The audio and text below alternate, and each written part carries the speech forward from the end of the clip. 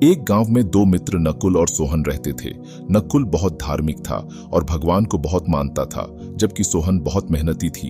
एक बार दोनों ने मिलकर 1 बीघा जमीन खरीदी, जिससे वह बहुत फसल उगाकर अपना घर बनाना चाहते थे। सोहन तो खेत में बहुत मेहनत करता, लेकिन नकुल कुछ काम नहीं करता, बल्कि मंदिर में जाकर भगवान से अच्छी फसल के लिए प्रार्थना करता था। इसी तरह समय बीतता गया। कुछ समय बाद खेत की फसल पककर तैयार हो गई, जिसको दोनों ने बाजार ले जाकर बेच दिया और उनको अच्छा पैसा मिला। घर आकर सोहन ने नकुल को कहा कि इस धन का ज्यादा हिस्सा मुझे मिलेगा, क्योंकि मैंने खेत में ज्यादा मेहनत की है।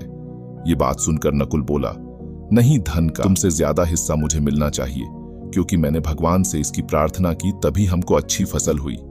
भगवान के बिना कुछ संभव नहीं है। जब वह दोनों इस बात को आपस में नहीं सुलझा सके, तो धन के बंटवारे के लिए दोनों गांव के मुखिया के पास पहुंचे। मुखिया ने दोनों की सारी बात सुनकर उन दोनों को एक एक बोरा चावल का दिया, जिसमें कंकर मिले हुए थे। मुखिया ने कहा कि कल सुबह तक तुम दोनों को इसमें से चावल और कंकड़ अलग करके लाने हैं, तब मैं निर्णय करूंगा कि इस धन का ज्यादा हिस्सा किसको मिलना चाहिए। दोनों चावल की बोरी लेकर अपने घर चले गए। सोहन ने रात भर जाग कर चावल और कंकर को अलग किया, लेकिन नकुल चावल की बोरी को लेकर मंदिर में गया और भगवान से चावल में से कंकर अलग करने की प्रार्थना की।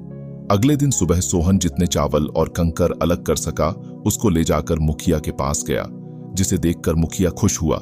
नकुल वैसी की वैसी बोरी को ले जाकर मुखिया के पास गया। मुखिया ने नकुल को कहा कि दिखाओ तुमने कितने चावल साफ किए हैं। नकुल ने कहा कि मुझे भगवान पर पूरा भरोसा है कि सारे चावल साफ हो गए होंगे।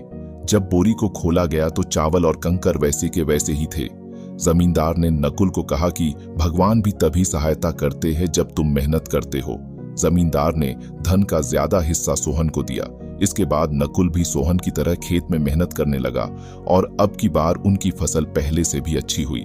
इस कहानी से हमें यह सीख मिलती है कि हमें कभी भी भगवान के भरोसे नहीं बैठना चाहिए। हमें सफलता प्राप्त करने के लिए मेहनत करनी चाहिए।